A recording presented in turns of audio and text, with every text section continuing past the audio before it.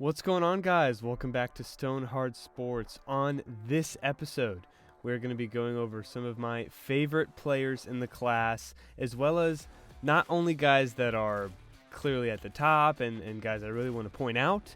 It's going to be a little bit more focused on players that aren't necessarily guaranteed to be successful or in the spotlight. Most of them, I would say, you probably would say they'll be successful, but I want to make sure everyone understands and hammers in that I love these players before this draft that we're going into. It won't include guys like Caleb Williams, Joe Alt, the top 3 receiver prospects, because those guys don't really have any sort of negative stuff behind them, at least in terms of kind of the perception of them. Everyone else, at least on the list, not everyone is consensus. Let's just say that. So that's kind of the goal of this episode. And we're also going to talk about a couple of sleepers that I have identified in this class, mostly within the late second, third, maybe fourth round, that I think could end up being pretty productive NFL players when it comes to their career in the NFL draft for 2024. As always, please go ahead, subscribe, leave us a like. I really appreciate all of the feedback. So also give us some comments. Definitely want to continue making videos in the future. I enjoy doing this stuff, so I want to try and make good content and gain more, just gain a bigger following. That's pretty much the main thing here. We're doing it for fun right now. It's all in good fun. So go ahead, like, share, subscribe, all that good stuff. And let's not waste any more time. Let's get into the video.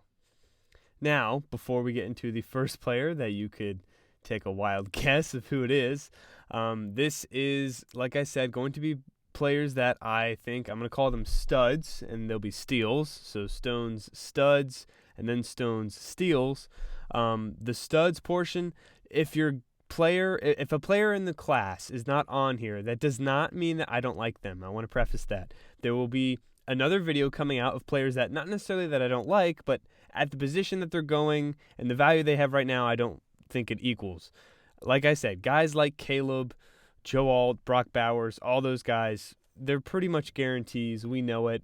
I don't have any issue with them. I know other people don't. So that's why those kind of guys aren't on this list. It's only people with not 100% conviction of, hey, these guys are going to be amazing. But the players that obviously aren't on this list that I do love, you can still hear my opinion of them on a lot of the mocks that I do. So if you want to hear my evaluation, at least kind of a quick summary for all of the players, go ahead, watch any of the 2 mock drafts that I've done, or 3 at this point, and there'll be another mock draft that comes out, one final one, once the last few days of leading up to draft time is here. But aside from all that, let's first get started with the first player, and that is Drake Maye. And the reason I have Drake Maye here is because the opinion of him has been pretty varying, with a lot of not only just fans, but also media as well.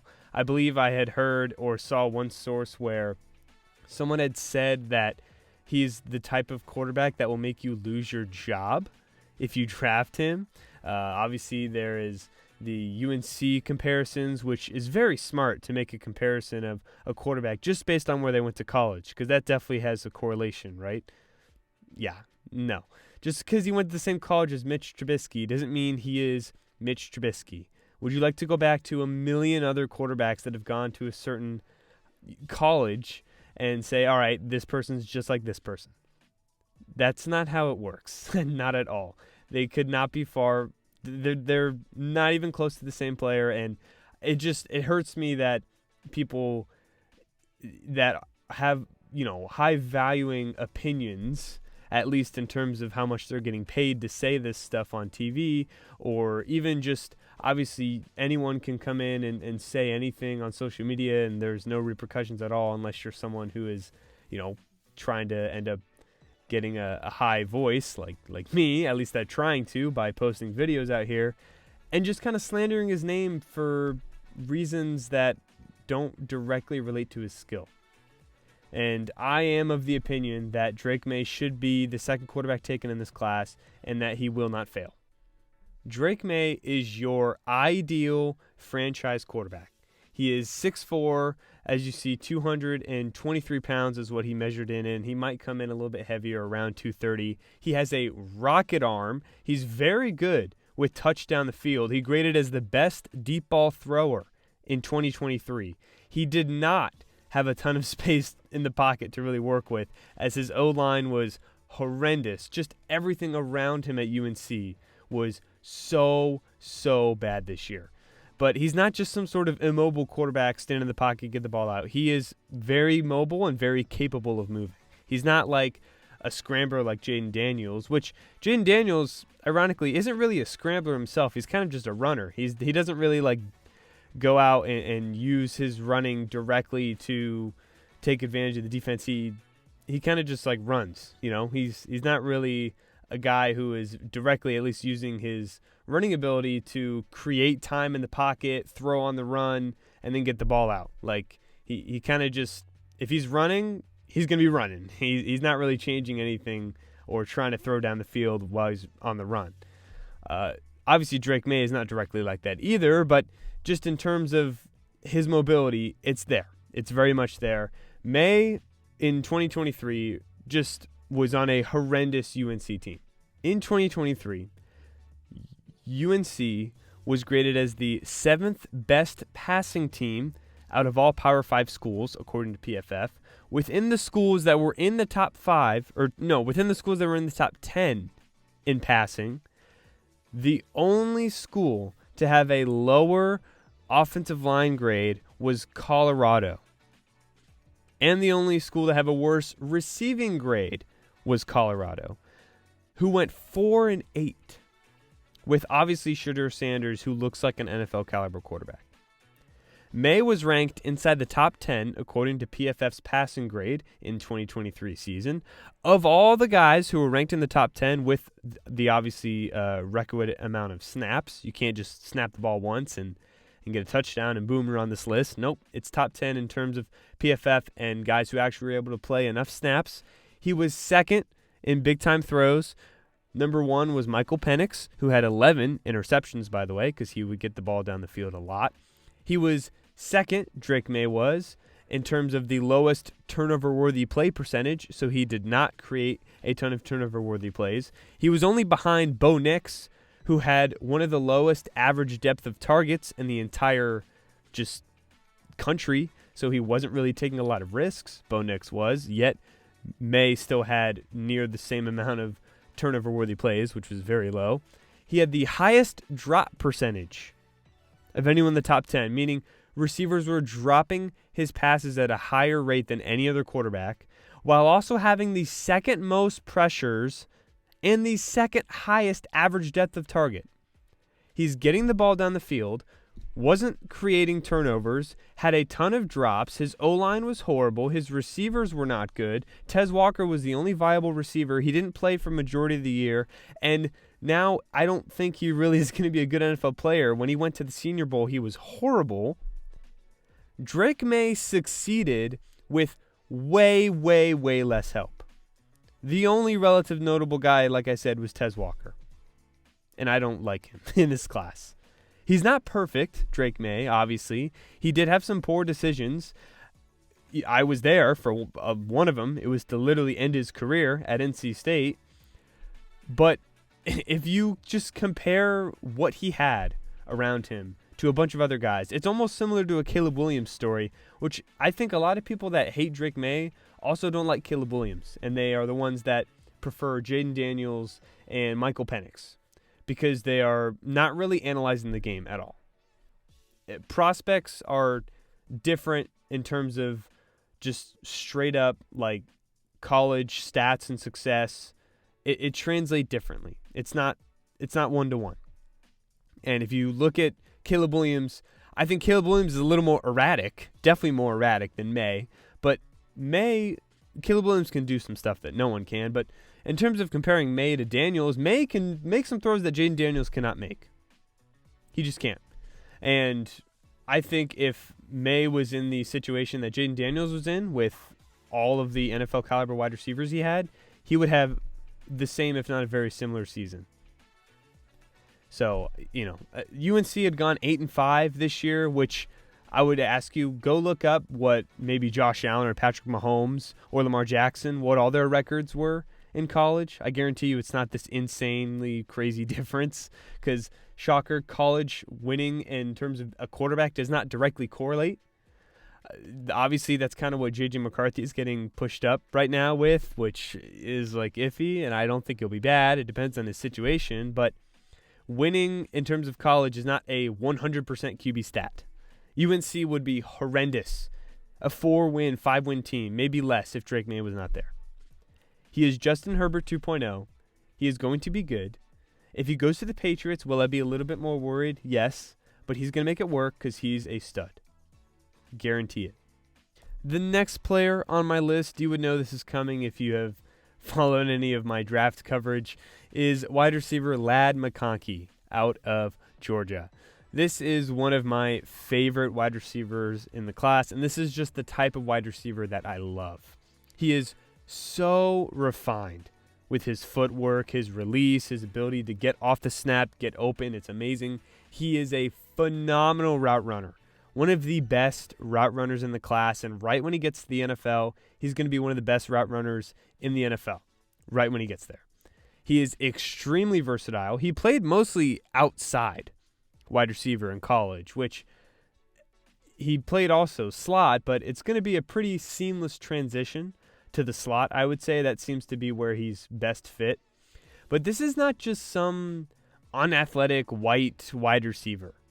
This guy was, at least for his 40-yard dash, was in the 15th percentile for his 40-yard dash, and he had one of the best 10-yard splits of anyone in this class, which 10-yard splits is supposed to measure your quickness at the line of scrimmage because it's the first 10 yards measured within your 40-yard dash, and he got out extremely quickly, so he's going to be able to get open off the ball immediately. His production was limited due to an injury, and his size is not anything special. He is 6 foot, which is good. I'd prefer him to be, it's good that he's 6 foot and not like 5'9" or 10 or so. He does have a smaller wingspan. He's 186 pounds. He's not really a contested catch wide receiver. That's not really something he does. But he's a guy that is going to get open. He's going to catch the ball, and he's going to be productive. And that's a guarantee. He just will not fail. He's just not going to fail. Whatever team he goes to. He obviously has some teams where he might succeed more in. I think if you use him in, because he could get downfield, but use him in like a short to intermediate offense with accurate quarterback, quick, he's going to be amazing. Total stud. And for me, at least, he is my wide receiver 5. He's a round 1 wide receiver for me. He might fall lower just because I think other guys may have higher potential than he does. But again, he might not end up being a top 3 to 4 wide receiver in the class just due to other people. But I think we're for sure going to look back at this draft and say, oh, this guy could have gone in the first round. And even if he does, I still think it'll be lower. I would love a team like the Ravens or someone in that range to potentially get him. The Chiefs might afford to take a risk on a different player because they're going to make any wide receiver work. But Ladd is one of my favorite wide receivers in the class. He's not going to fail. He's a stud. And the injury concerns and production, apparently it's nothing. There's no sort of injury concerns there. It's just a one-off injury. So I'm pretty confident in Ladd going into this draft. Next up is another wide receiver that I am also very high on, and you would also know this if you have watched any of the mock drafts. That's Malachi Corley out of Western Kentucky, the wide receiver, transitioned from running back to wide receiver. He is my 10th wide receiver in the class in terms of rankings, and I believe he probably has like a second-round grade for me. Not late, maybe a tiny bit early, probably mid-second round is where I would feel comfortable taking him. Like I said, a running back turned wide receiver, and he is just a pure weapon. He is an absolute yak monster. His yards after catch were insane. He had the 5th most yards after catch in the entire country, and he's essentially Debo light. And by light, I mean in terms of him obviously not being the same production or player that Debo is, but not light in terms of him being a lighter version physically, because that is not his play. He is super, super physical. He's around, obviously, 5'11", 215, but he benched, according to his pro day, 27 reps on the bench. That would have been 6 higher than the guy who was first place for the wide receivers at the Combine. Now, Debo is slightly faster, but obviously with them being the same height and weight, Corley, I think, is probably a little bit harder to take down with his strength, and he also had some of the most yards after contact. He just plays to his physicality perfectly. His testing in terms of speed was pretty solid. It wasn't like amazing or anything, but it's definitely doable, especially when you take into account his physicality. Like I said, Debo's a little bit faster, but I think Corley's strength makes up for it, and he is an absolute nightmare versus the zone. If you play any sort of zone defense and Corley is on the field, he's going to just absolutely destroy it. I think, in terms of his downsides, his hands are not bad, but they're not like great. They're solid. He had around a 7% drop rate, which is average for the country, but you obviously want that to be above average. He's not a contested catch guy, again, and his route tree is very limited. But my thinking is, if I'm drafting this guy, I'm not drafting him to have this extensive route tree. I'm drafting him to do like slants, end rounds, out routes, quick stuff, and just maybe crossing routes as well, and just get him the ball. Just get the ball in his hands. It's third down. Please, Corley, go make a play for us. Boom. Play's made. That's what you're going to draft Corley to do. So while obviously you'd like a more extensive route tree, I don't think it's necessarily like a need for what this player specifically is. He's probably going to be the median between what Debo turned out to be and kind of like what Debo is right now, and between, like Laviska Shenault and what he was supposed to be / what he is. He is much faster than Laviska was and is, but I think he will be probably closer to Debo than he will Laviska Shenault. I think he's going to be a fan favorite right away, and whatever team drafts him, I think is going to fall in love. Obviously, he might not be this insane, like crazy top 10, 15 wide receiver, but I think in terms of the role that Debo has played and just being that guy, just that much impact that a guy brings, I think Corley can bring that. In my last mock draft, I had him with the Eagles, and that would just be insanely scary having Smith and A.J. Brown and then Corley. That probably won't be what they do. They want to go with a few other guys, but I can't wait to see where he lands, and I hope that he lands in a position where the team and coach is going to use him well. Next on my list is offensive line, and it's going to start with Talisi Fuanga. I almost left him off because I feel like majority are positive about him, so I won't go insanely in depth. But he's a for sure stud.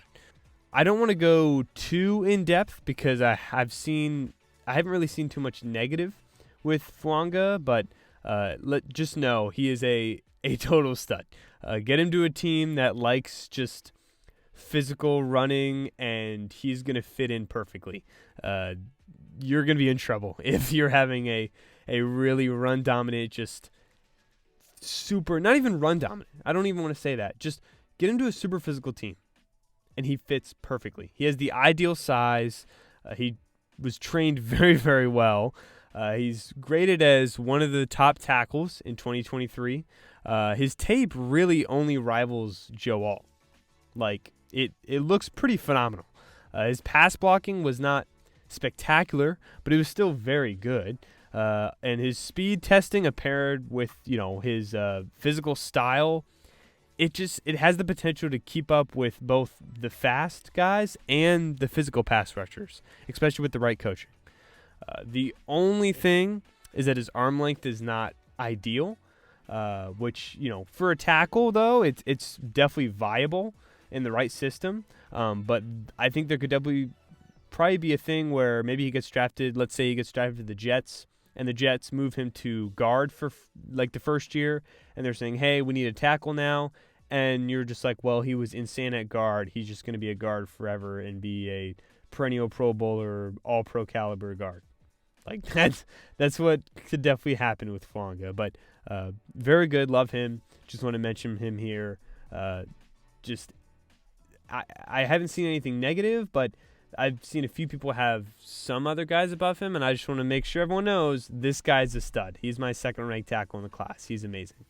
Next is another great O-lineman and definitely a first-round caliber O-lineman. I have him as, I mean, he's going to be like a hybrid guard tackle, but I have him, if he's a guard, as my number 1 guard, and if he's a tackle, probably as my number 3 tackle. And that is Troy Fautanu out of Washington.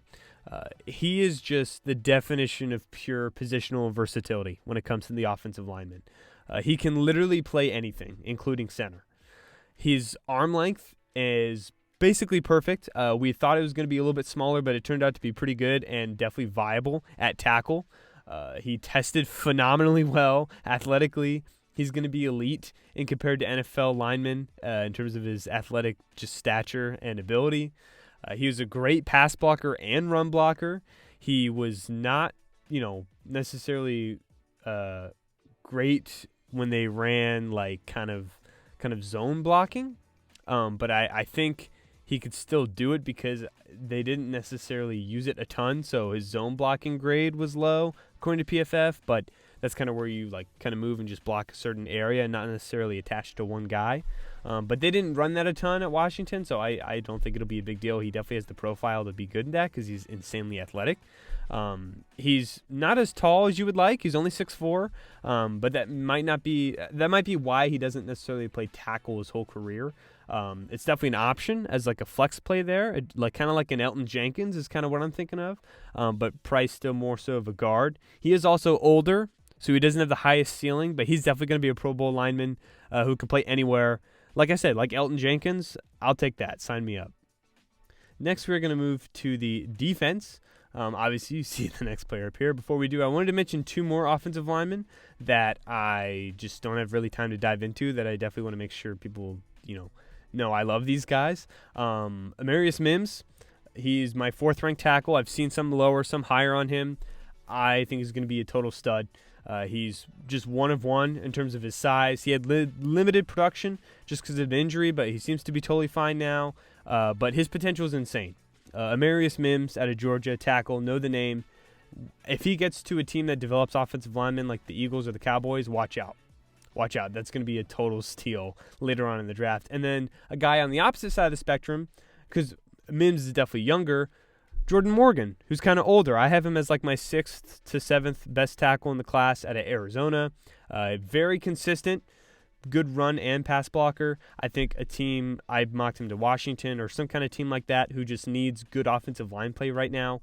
Just plug him in. He won't be this insane guy, but he's going to be a very consistent starter. Jordan Morgan, tackle out of Arizona. Just want to mention those 2 guys before we dive into the defense. And we're going to start off with Mike Sanderstil, cornerback out of Michigan. This guy is, in my opinion, and I think a lot of people's opinion, the best slot corner in the class, which as a position, I think is being honestly underrated. Last year in the class, if you had listened to my podcast at all, which that was the first year that we were doing Stonehard Sports, we had obviously loved the Lions draft, not necessarily from the value, but in terms of the players they got. Like, Brian Branch was supposed to be a first-round guy, and he ended up falling just because he's a slot safety hybrid. But what I don't think, something I don't really understand is, in terms of the slot corner not being as valuable because he's not going to be on the field 100% of the time because your outside corners mostly are. If you have an outside corner who is not really a good tackler and is, obviously going to play outside corner the whole time, he's not necessarily a plus having on the field the entire game. Where NFL teams, do you think they're running more, formations where you have a fullback in and you're like an extra 2 tight end on like 1st and 10, 2nd and 10? Or do you think you're getting more teams that are having 3 wide receiver sets? I'm going to say the latter, and it's 3 wide receiver sets. And that means you're going to need more slot corners in just your team in general and having good ones. Because there's a lot of good players that are playing in the slot now. Obviously, Amon-Ra St. Brown, Cooper Kupp had played in the slot. I think Puka Nacua was outside and slot. there are a lot of receivers that are in the slot. Justin Jefferson, I think, is playing in the slot as well. They move around a lot, but they go in the slot a good amount, and you're going to need a good slot corner. And that is exactly what Mike Sainristil is. He's just been very good for 2 years now. He only played cornerback for the past 2 years as well. He's a converted wide receiver. He has amazing ball skills. He had 6 interceptions in 2023. He's a great athlete. He tested phenomenally in all speed and agility drills. He can play slot. He could even play back at safety. He's even played in the box occasionally at linebacker. I don't think he'll do that in the NFL, but he did it at Michigan. Only thing is, he is smaller in general, kind of like just his height, weight, length, not, phenomenal. Obviously, you can see 5'9", 182, arm length is almost 31. It's smaller for a cornerback, and he is older. He's 24 years old. But I think, he's also going to have to be more of a primary zone defender than man just because of his size. But he in zone was amazing, and he's just a very good football player who is probably going to go lower than they need to, or probably going to go lower than he needs to in terms of his talent, because I do think he is probably the 6th or 5th, I would say 6th best corner in the class, but that's probably a late first, early second round pick. And if he goes to not even just like obviously if he goes to a contending team that needs a slot, boom, it's perfect. He's going to play right away. But just going to a team that just could use a corner in general, definitely think about him, because he might fall just due to him being a slot, and I don't think that's fair, because slots are very valuable, and if he falls due to that, he's going to be a steal. Next is a bit of a polarizing corner. I've seen a lot of different mixed opinions about him, and that's Kamari Lassiter out of Georgia. Definitely one of the weirder cornerback prospects in this class. I would say, in terms of my opinion of him, I'm going to go with trusting the tape on this one, because his tape was very, very good. He can line up in multiple slots in terms of corner and safety. He has good agility, and he's very fluid in his movement. He's not choppy or stuck at all. And he doesn't really put himself in bad position at all, which, it equals, top tier in terms of allowed completion percentage. It was phenomenal in terms of it being very low. But then the trade-off also is that you don't get a ton of turnovers, and that's kind of what he had. He didn't really get a ton of turnovers. And he did run a 4.6 at his pro day, which is not really great for cornerback speed. But I think if that is his true speed, which we had seen him a little bit faster on tape, which sometimes in the tape I would say, I've heard also a lot of people say this, that the speed kind of matches it. 4.6 is slower than a lot of people thought, but it's not shocking. I think even if a team gets him and you're we just can't play you at corner, he's going to be a very good safety, 100%. It does bump him down a bit if the team just directly puts him at safety. But even if I think he still brings a ton of value, because he could bring a corner and be a safety as well. His tape and production was very, very good. Obviously the athleticism, you could see the athleticism score was not very good. He didn't do a ton at the combine, but I'm going to go with, hey, we've seen a lot of players that didn't do great at the combine. Their tape was good, and they ended up being good NFL players. Obviously, the latter is correct as well, but I'm going to trust it here. I like Kamari Lassiter, and we're going to have him on this list. Next is a player that, if you know anything about me, you knew he was going to be on this list. That is one of my favorite players in this class, linebacker Peyton Wilson out of NC State. He is my number 1 linebacker, and I think is a first-round caliber player. Probably late first round, but first-round caliber player in this class. Peyton is someone who I am very confident in terms of just, in comparison to any player, of what he's going to bring to the NFL level and just his pure ability. I think the only thing standing in his way is stuff out of his control. Last year, he was absolutely amazing. And I would know, I watched every single game. I was live to every single game of his, at least at home. And I watched every single game. He was just an absolute game changer. He did almost everything for NC State and just on the field in general. He was great in coverage. He ended up being number 1 in the country in coverage stops. He was very good versus the run and filling gaps. Stopped a ton of first downs. He's a very capable pass rusher, which I think will translate to the NFL in terms of just on occasional blitzes with his speed, because he tested just phenomenally as a physical athlete. He had one of the highest raw athletic scores, RAS. Look it up. It's like a metric rating for just pure athleticism. He was one of the highest in terms of linebackers. He, did have one of the lowest missed tackles rates, so didn't miss a ton of tackles. Is just lauded for his football IQ. He's a phenomenal leader. I think he has everything except ideal size. He is tall, but he's a little more slender at 233 pounds. And I think, obviously, we look at the 1 year and we're like, it was insane because he won all these awards. But that's really the only year we're going off of, because he has had a major, history of injuries. And I mean major, because this was like the real first full year that he played, which, another downside is he's older. He's an older prospect because it took him so long to really get adapted and play at this level. But I do think he will 100% go lower than what his skill equals.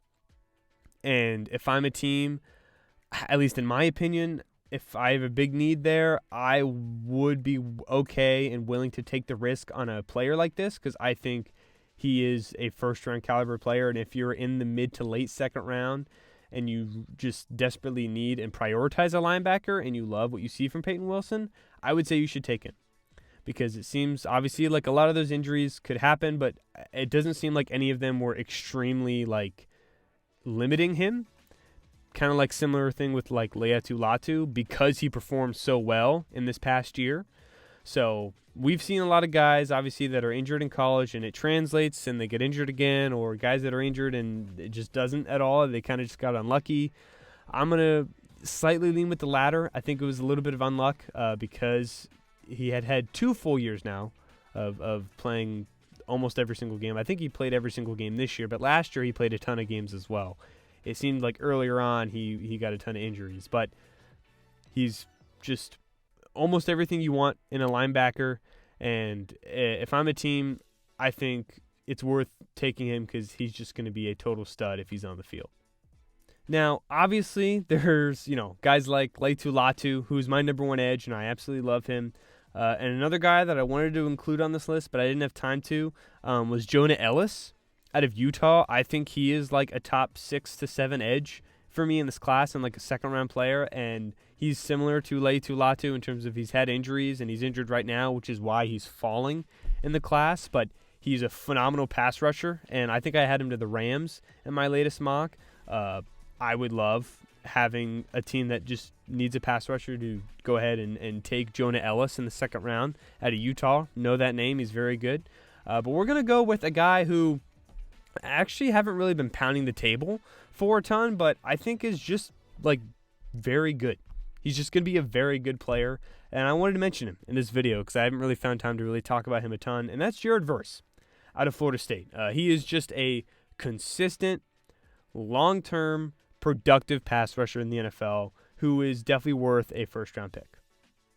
He's kind of he is a little bit lighter on the outside, but I think it makes up with his speed and athleticism, because in terms of just him being an athlete, he really only rivals Chop Robinson.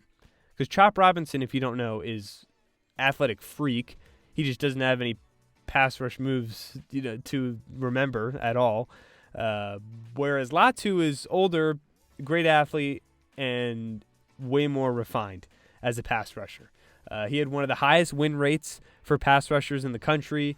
He's a 3-year starter, starting 3 years in a row and being very productive in each year. Didn't have a single bad year. Again, he's an older prospect, but just get him on a team that wants to win right now. He's going to come in and produce instantly. I think a team that might need pass rush production that lost it, he might not fall this far, but maybe like a Tampa Bay, the Rams who need some pass rush help. Just get him to a win now needy pass rush team, and it's a perfect pick. It's basically it. So he's going to be good. Won't be like top 5 or anything like that, top 10, but he's going to be a good starter for a long time. Now we're going to get into the sleepers of the class. That was the studs portion. Now we're going to go to the sleepers. And we're going to, again, I have a lot of people here. I can't include everyone. I really would want to, but I unfortunately cannot do that. So I'm going to just have to go through the guys that I have listed right now. But we're going to start off with a name that a lot of you probably don't really know. Some of you, like maybe just super dedicated guys might end up knowing, but a guy who I think might end up coming out of this class as like the sneaky halfback that ended up being really good, and that is Isaac Urendo out of Louisville. Now, it is a weaker halfback class, but Isaac Urendo, I think in terms of just his ability, it's worth taking in terms of like maybe a little bit higher than other halfbacks that have more just say to their name in terms of more people know who they are. I think he is like a 4th round, maybe late 3rd, probably just 4th round, like a high day 3 pick. And he's my 5th best running back in the class. He had kind of been stuck behind a lot of other running backs. He was a transfer. He was from Wisconsin, where he was kind of just used as like a 3rd down back. And he's not really made to be a 3rd down back, but it really did help him in terms of helped him gain a lot of skills that 3rd down backs have. And then he transferred to Louisville, where he got a chance to start. It was still in like semi-split snaps with another player on their team, and he went off. He had 6.1 yards per attempt, 11 touchdowns, over 1,000 total yards, only 1 drop in 24 targets.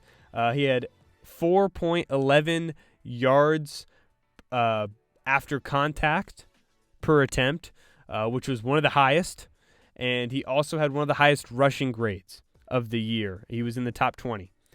He's a insane athlete. One of the highest RAS scores, like I said, raw athletic score, and you don't really need to like just go check that, because look at this athleticism test and score that it has right here. 99 first. I mean, insane. Now, his flaws are that he's not great at seeing holes.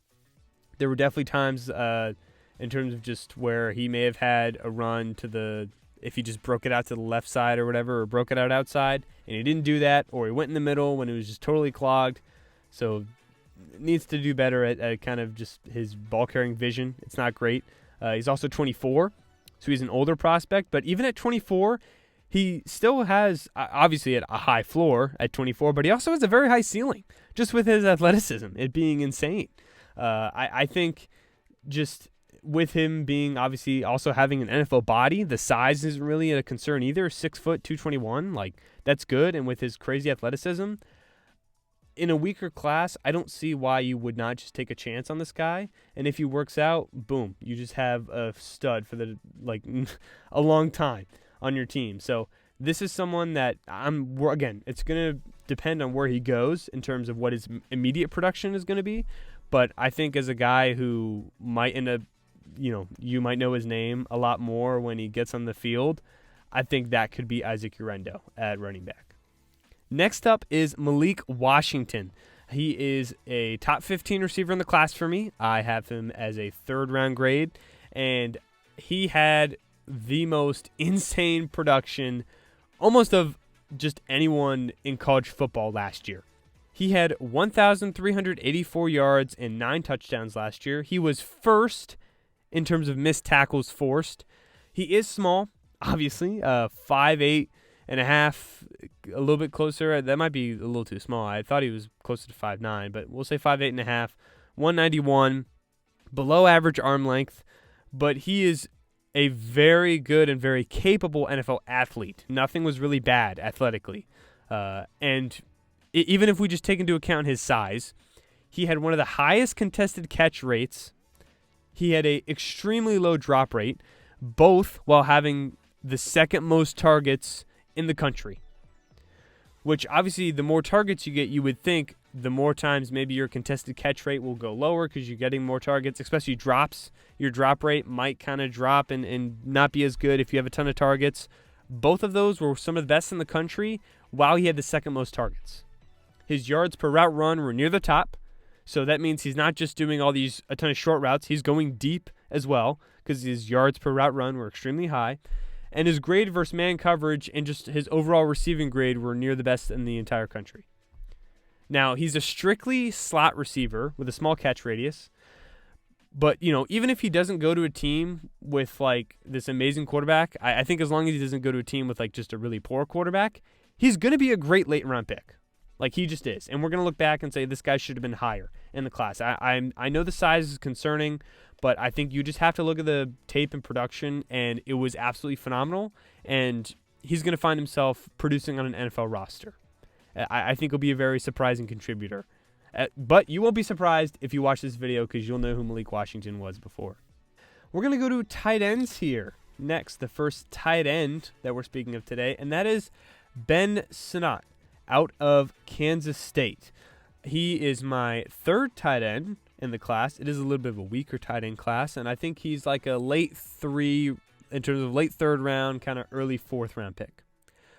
He also, in terms of just tight ends, probably one of the most versatile, if not the most versatile tight end in the class. Right there with Brock Bowers.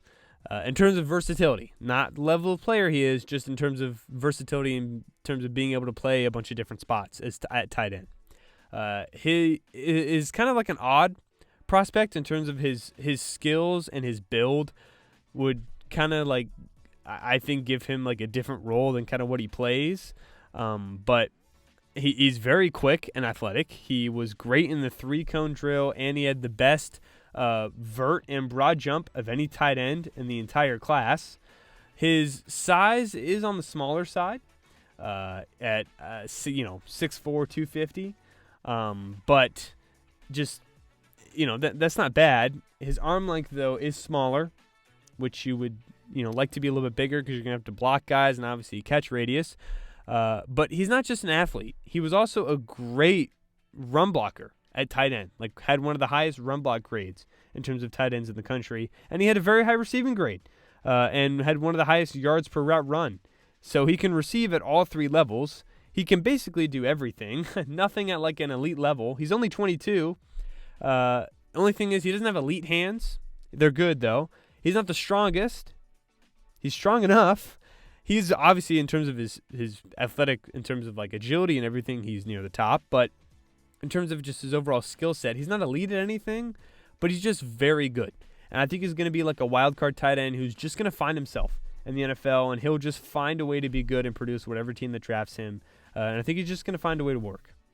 Next is another Kansas State player, showing a lot of Kansas State love in this video, and that is Cooper Beebe out of Kansas State, guard. He is my 4th to 5th ranked guard in the class. I think around similar to his teammate, kind of like a 3rd round pick, maybe an early 4th round pick. Like I said, Kansas State definitely seems to like their players athletic, because Cooper Beebe is very, very athletic. He was a 3-year starter, was very consistent, got better every single year. He's played both guard and tackle on both sides of the ball, so left and right. He's probably going to be a guard, though, for sure in the NFL. And like I said, he's a great athlete. He's, more so a great athlete with his speed and agility, not necessarily his strength. He had, in terms of just what a lot of coaches and scouts say about him, very high football IQ, very smart. Had a just complete year this past year. He's always been more of a pass blocker, but his run blocking kind of really took on this year and was much better. His arm length and height are, not ideal, and they are a concern. And he's not very strong for an O-lineman, only 20 reps, which was one of the lowest. But his hand placement and just knowledge of leverage and balance have really helped him just deal with his lack of strength in general.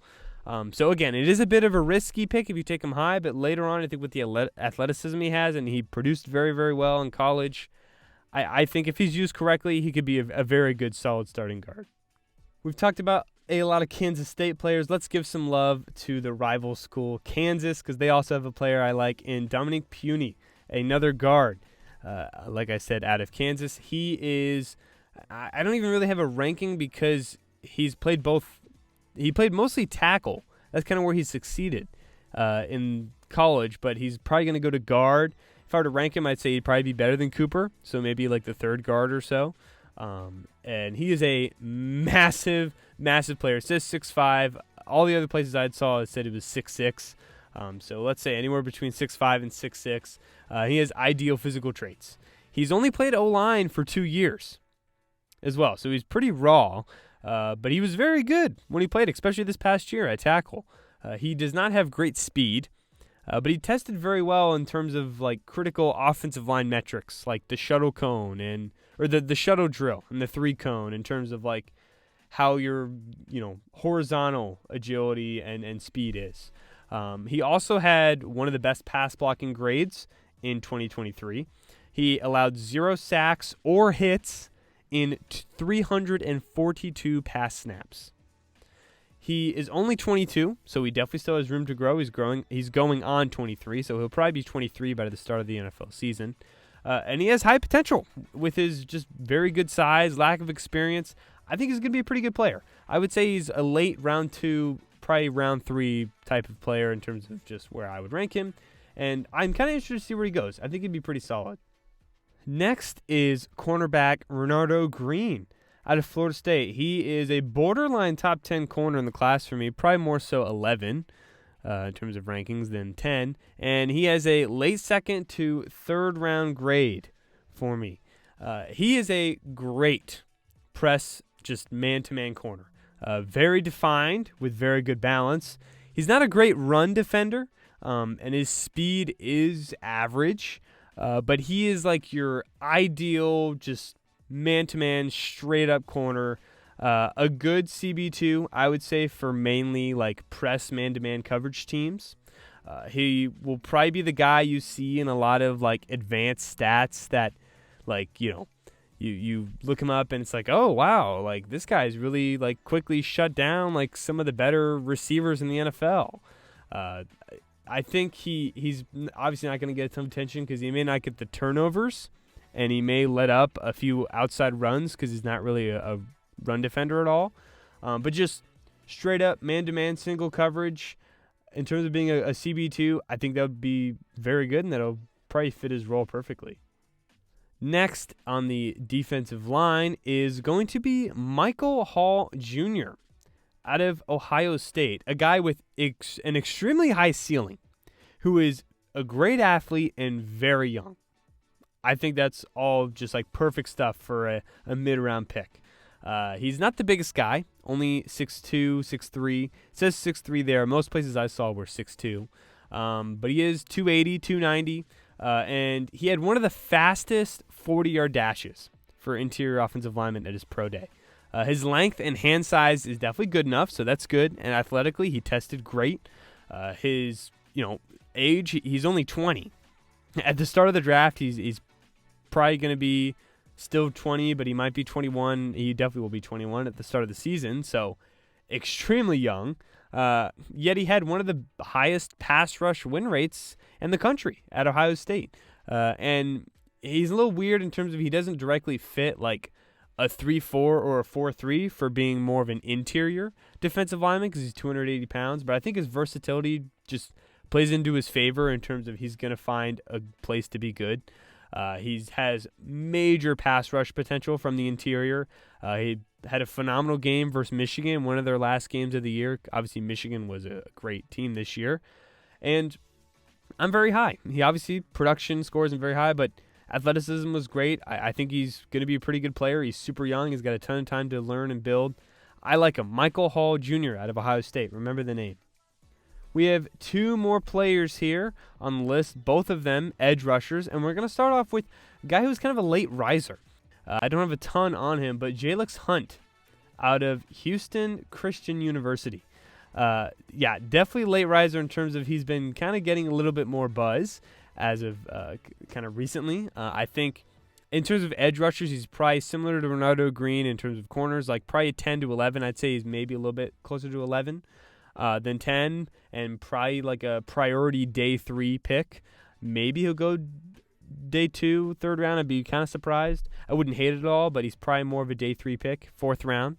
And he is smaller for an edge rusher, but he dominated like you would want a player to do at Houston Christian University.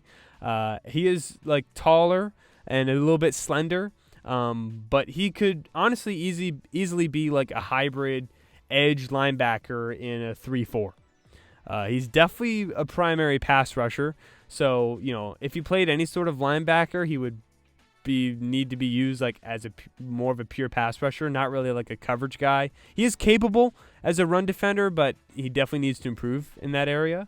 But he definitely has a lot of high upside, and could be a high upside play for a team later that might just need like, hey, we got this guy at a smaller school, and he might just end up going later just because of him being unknown. But athletically, he tested very well. So that's kind of what you want. There's a player that was going to be on here, Frank Gore Jr. out of Southern Miss, who was great in terms of just his year and played phenomenally, like versus obviously the competition he had. But he did not test well as an athlete. So I wanted to put him on here, but I didn't end up doing it. So a lot of times with these smaller school guys, if they dominated, you want to make sure, like, are they a requisite NFL caliber athlete? And Jalyx Hunt definitely is. So this could definitely be a name that you at least want to know come draft season, and maybe check where he's on, what team he got on, and say, maybe this guy could end up coming in and being a pretty solid rotational player in the future. And to wrap it up, we are going to finish off with Marshawn Kneeland, edge rusher out of Western Michigan. He is my 6th ranked edge rusher in the class, and I have a early to mid second round grade on him. Everything about Marshawn Kneeland just screams about him being a good NFL contributor. His size and athleticism, is all in the very high percentiles for NFL players. He was a little bit, obviously at a smaller school, but he dominated, like we're saying, brought up a lot of money to try and keep him there. He's a big, balanced edge with, I think, more upside as a pass rusher than a run defender, but he's also very capable versus the upside due to his older age. But he just 100% feels like a Lions player, like Dan Campbell. I had him in the second round. I saw a few drafts. I think Bengal had him like in the first round, potentially, and I think that's totally realistic. Like, the Lions don't really care for positional value or just value in the class, at least this regime doesn't a ton. Their last draft class clearly showed that. And if they're at pick 29, obviously I would prefer to trade down and get a little bit more value and then take him. But if they're a team, I think they do need another edge because Aiden Hutchinson, and that's kind of it. Kneeland just fits perfectly. And could they take him in the first round? It's possible. At 29, it would be a little bit of a reach, but I would not be really mad at it because I think he fits perfectly. I think he's a little bit underrated, and I think he's going to be a high upside play for obviously a team later on that if he falls, it's going to be a steal because I think he's just going to be a super physical stud. But I think teams are kind of catching on now. Now, with him being 6'3", 267, it kind of limits his ability to play inside, so he's kind of to be purely outside, but that is what Detroit needs. But even if he doesn't go to Detroit, even if he doesn't go there, I still think he just feels like a very good kind of edge number 2 on a good team opposite of, the guy who is probably a little bit better, but just a guy who the coaches are going to love, fans are going to love, super physical, and just a stud. I'm really interested to see where he goes in the class. And that'll do it for the studs and steals of this class. Be sure, again, leave a comment down below, whatever players that you love that weren't on this list, or maybe guys you that also like and agreed with. Be sure to give it a like as well. Subscribe. There'll be more videos out in the future. We're going to have another mock draft. There might be another video coming up as well. I am a student, so don't have a ton of time to do a bunch of stuff, but I'm going to be helping record another video on Mathis's channel. A lot of you probably already came from that channel, so be ready in the future. We're going to do a mock draft with Mathis, so go ahead to Mathis NFL. Check some of the videos I've already done on that channel. I've done mock drafts, so any of the mock drafts that are there, the top 3, I believe, ones that I had done, so go check those out. And as always, stay smart, stay sharp, and I will see you guys later. Peace.